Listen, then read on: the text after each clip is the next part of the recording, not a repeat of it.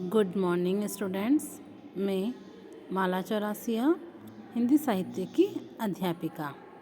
तो देखिए बच्चों, कल हम विष्णु खरे कवि हैं, उनका परिचय हमने पढ़ा था।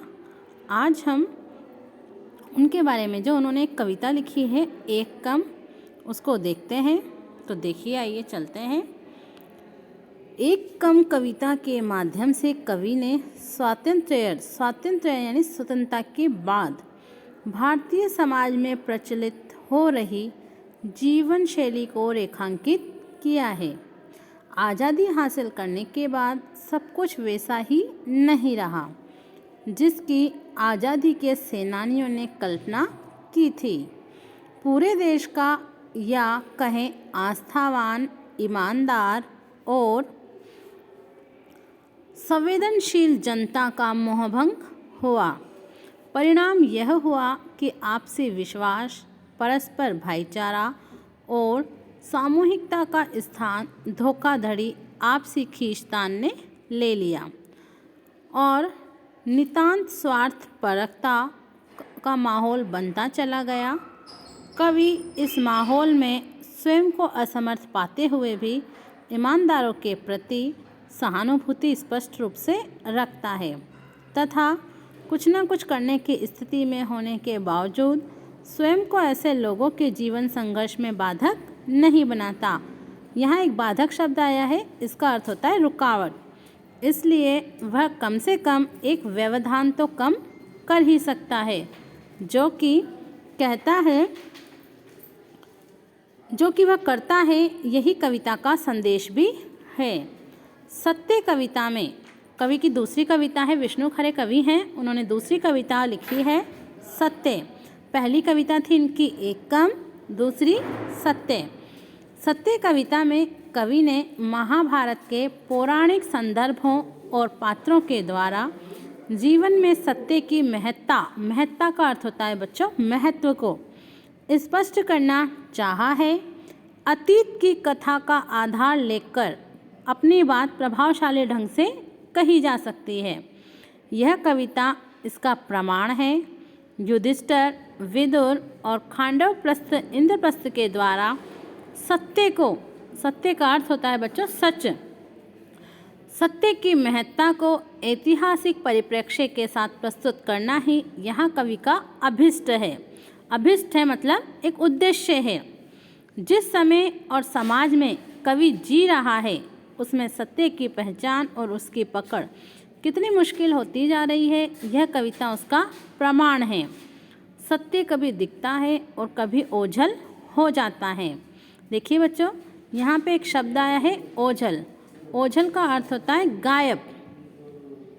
आज सत्य का कोई एक स्थिर रूप, आकार या पहचान नहीं है जो उसे स्थायी बना सके। सत्य के प्रति संशय का विस्तार होने के बावजूद वह हमारी आत्मा की आंतरिक शक्ति है। यह भी इस कविता का संदेश है।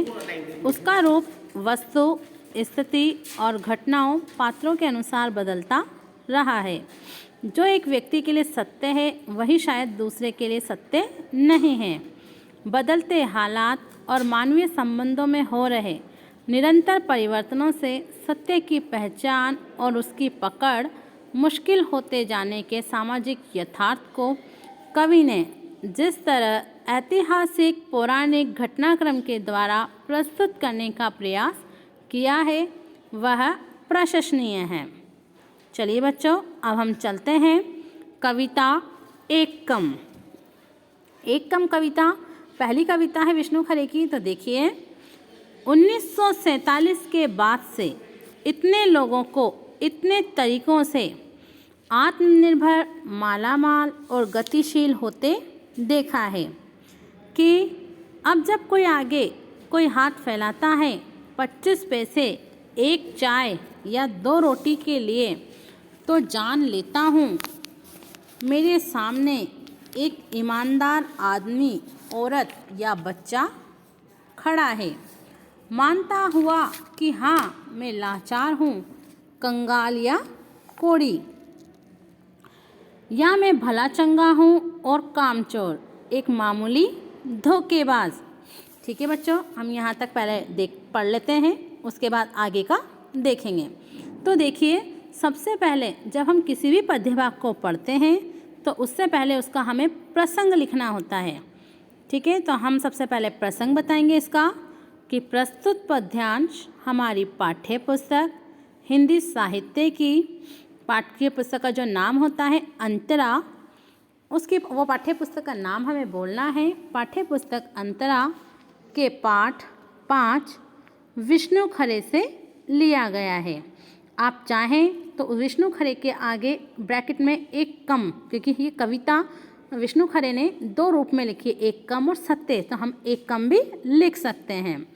अब इसमें कविता ने किसके बारे में बोला है तो देखिए, इसमें स्वतंत्रता के बाद अमीर और गरीब होते हुए व्यक्तियों के अंतर का वर्णन कवि कर रहा है। मैंने एक शब्द पढ़ाया था आपको अभी कुछ समय पहले, तो उसमें बोला था कि स्वातंत्र्य का मतलब है स्वतंत्रता के बाद जो अमीर और गरीब व्यक्ति हैं उसमें क्या अंतर आया है, वो उस कविता का भाव उन्होंने इस कविता में वर्णन किया है। तो देखो, 1947 के बाद से इतने लोगों को इतने तरीकों से, तो देखो कवि कह रहे हैं भारत को सन 1947 में स्वतंत्रता प्राप्त होने पर देशभक्त लोगों को आशा होने लगी थी कि अब वे ईमानदारी का जीवन जी सकेंगे। ठीक है, आत्मनिर्भर, मालामाल और गतिशील होते देखा है।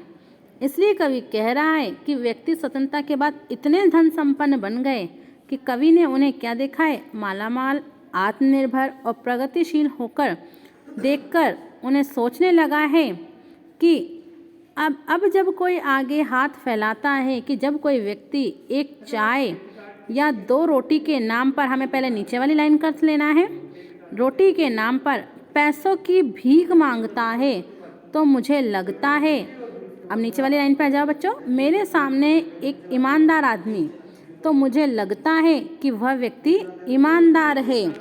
अन्य क्यों है वो ईमानदार? क्योंकि अगर बेईमान होता तो इतना धनवान तो हो ही जाता कि वह भीख नहीं मांगता। मानता हुआ कि मैं लाचार हूँ, कंगाल हूँ, कोढ़ी हूँ, वह अपने आप को मानता है कि भीख मांगने वाला जो है वो विवश है, कोढ़ी हूँ, अर्थात अच्छा भला स्वस्थ भी हूँ, और मैं कैसा हूँ, कामचोर भी हूँ, एक मामूली धोखेबाज, किंतु मैं भ्रष्ट नहीं हूँ, इसलिए सारा काला बाजारी छोड़कर ईमानदारी से आपसे भीख मांग रहा हूँ। देखिए, यहाँ तक हमने पढ़ा है बच्चों, तो आगे हम देखते हैं उन्होंने किसके बारे में बताया। स्वतंत्रता के बाद में अमीर और गरीब व्यक्ति के अंतर के बारे में बताया है। तो बता रहे हैं कि जब कोई व्यक्ति अगर हमारे सामने भीख मांग रहा है तो वो व्यक्ति ज़रूरी नहीं है कि वो गरीबी हो। कुछ व्यक्ति अपने आप को मालामाल बनने के लिए अर्थात अमीर बनाने के लिए भी इस तरह का कार्य करते हैं, और कुछ व्यक्ति जो कामचोर होते हैं, ज़रूरी नहीं है वही भीख मांग रहे हैं। देखिए बच्चों, आगे वाला पैराग्राफ हम अगली क्लास में पढ़ेंगे। आप यहाँ तक का कॉपी में इसका पद्यांश का अर्थ कीजिए, सप्रसंग लिखिए और इसकी नोटबुक्स मुझे सेंड कीजिए ताकि मैं आपके अर्थ को चेक कर सकूं। Thank you.